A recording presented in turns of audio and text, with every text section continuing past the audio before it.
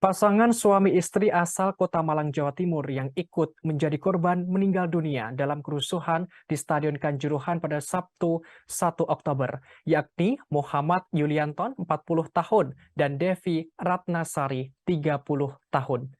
Keduanya merupakan warga Jalan Bareng Raya 2 GRT 14 RW 8 Kelurahan Bareng, Kecamatan Klojen, Kota Malang, Jawa Timur. Diketahui Pasutri itu menonton pertandingan tersebut bersama anaknya bernama Muhammad Alfiansyah yang masih berusia 11 tahun. Beruntung Muhammad Alfiansyah selamat dalam tragedi ini. Salah satu saudara korban, Doni, 43 tahun menerangkan, ada sebanyak 20 orang warganya menonton langsung pertandingan di stadion. Diungkapkan, mereka menonton di tribun 14.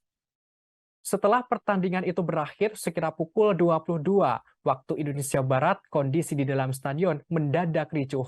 Pada awalnya kericuhan terjadi di tengah lapangan, namun tak lama kemudian kericuhan itu mengarah ke bagian tribun penonton. Petugas keamanan menembakkan gas air mata ke arah tribun 12.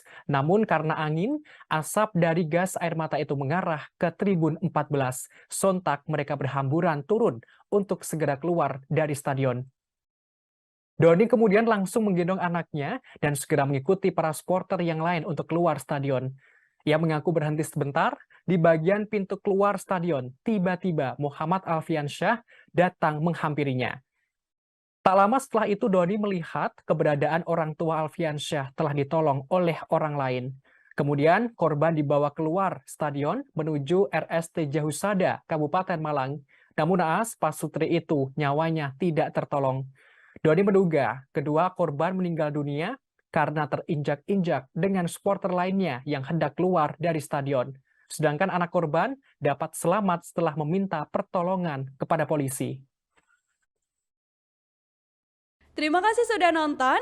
Jangan lupa like, subscribe, dan share ya.